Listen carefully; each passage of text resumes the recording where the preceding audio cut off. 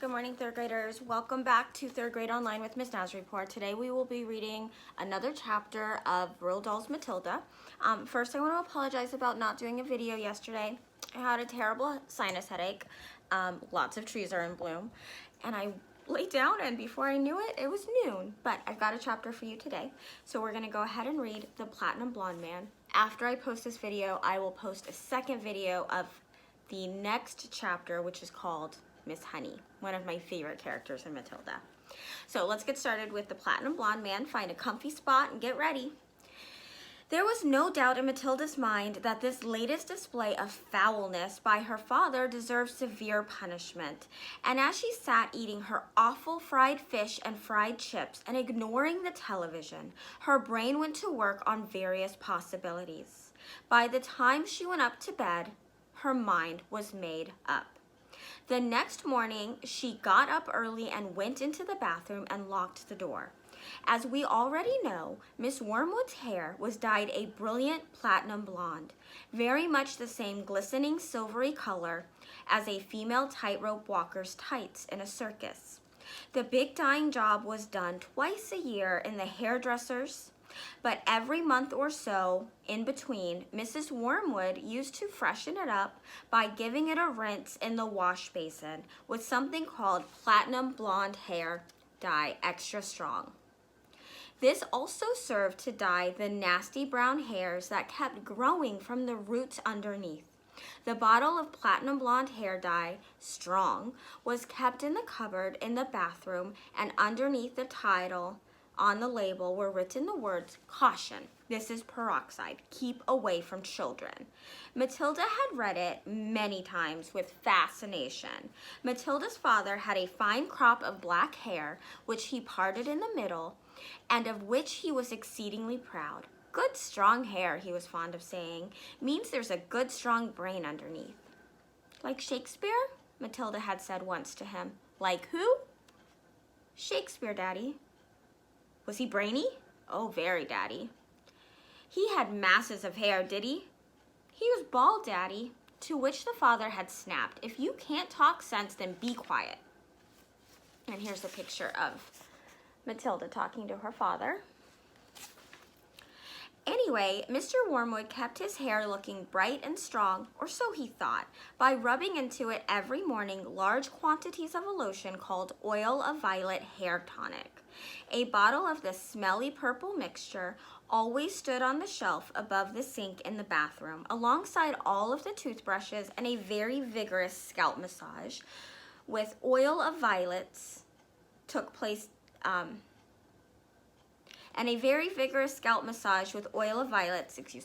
took place every day right after shaving was completed.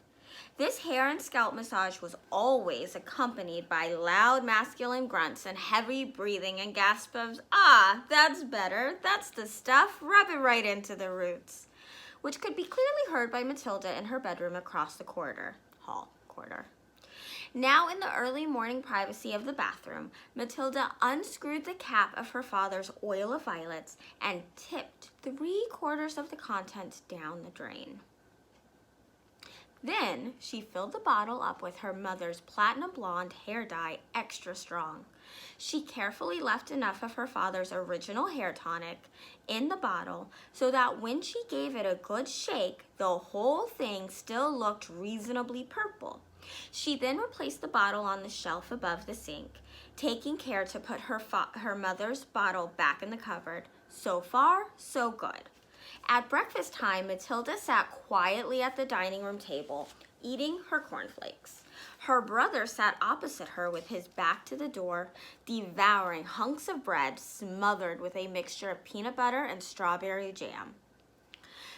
The mother was just out of sight around the corner in the kitchen making Mr. Wormwood's breakfast, which always had to be 2 fried eggs on fried bread with 3 pork sausages and 3 strips of bacon and some fried tomatoes.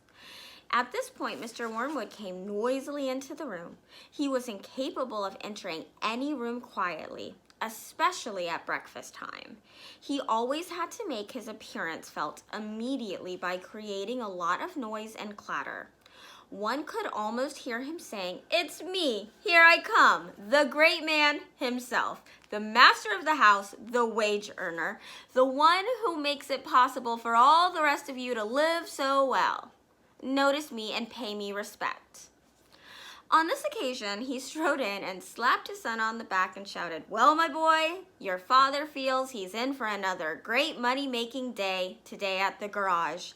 I've got a few little beauties I'm going to flog to those idiots this morning. Where's my breakfast?" "It's coming, treasure," Mrs. Wormwood called from the kitchen.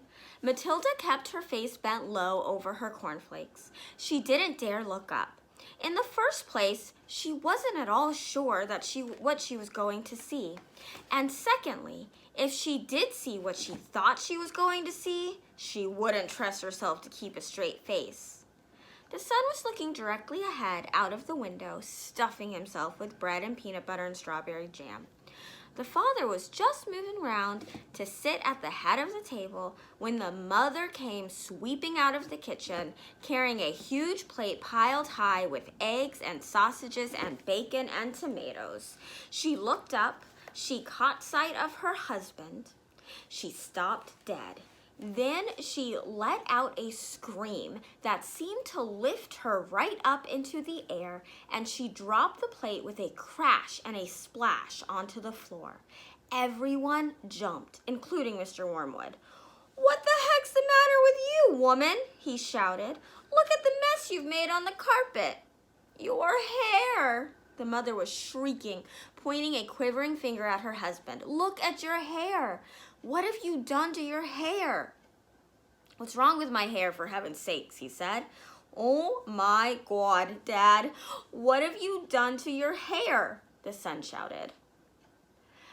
A splendid, noisy scene was building up nicely in the breakfast room. Matilda said nothing. She simply sat there admiring the wonderful effect of her own handiwork.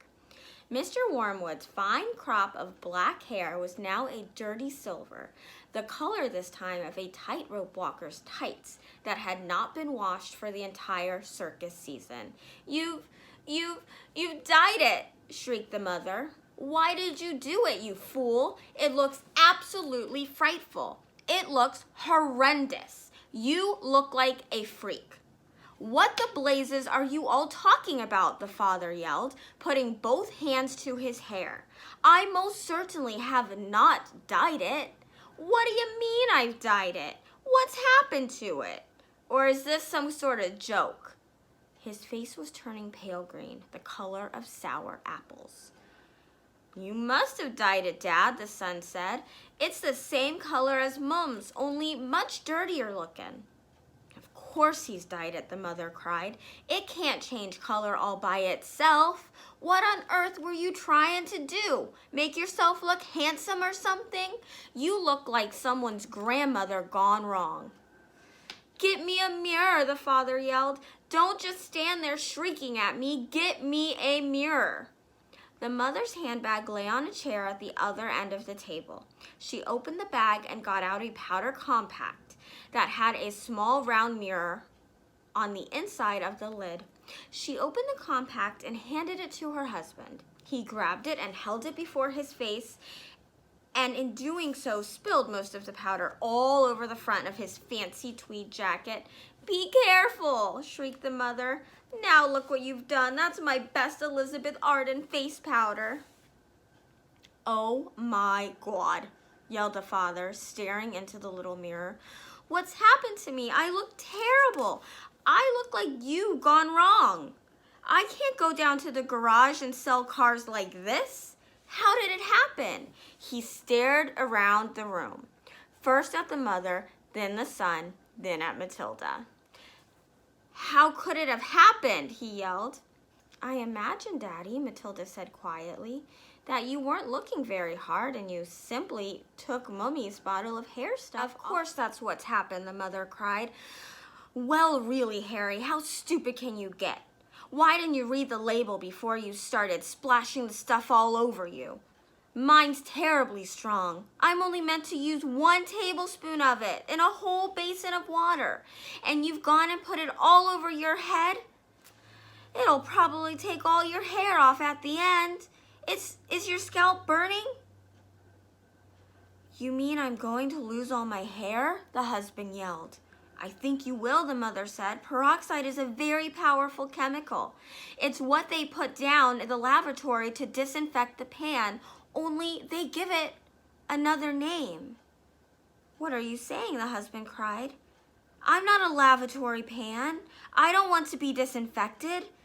Even diluted like I use it, the mother told him, it makes a good deal of my hair fall out.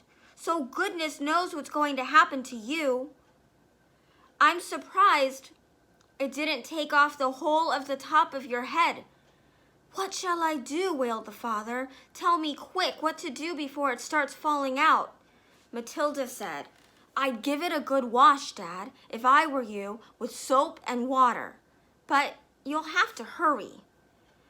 Will that change the color back? The father asked anxiously. Of course it won't, you twit, the mother said. Then what do I do? I can't go around looking like this forever. You'll have to have it dyed black, the mother said. But wash it first or there won't be any there to dye. Right, the father said, and he shouted, springing into action. Get me an appointment with your hairdresser this instant for a hair dyeing job. Tell them it's an emergency.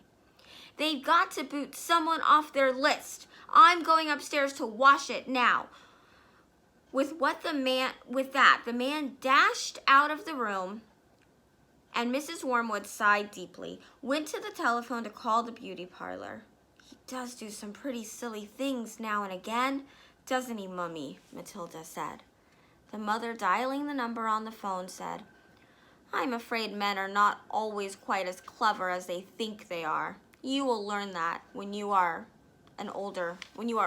get to be older, my girl. All right, third graders, tune into the next video for Miss Honey.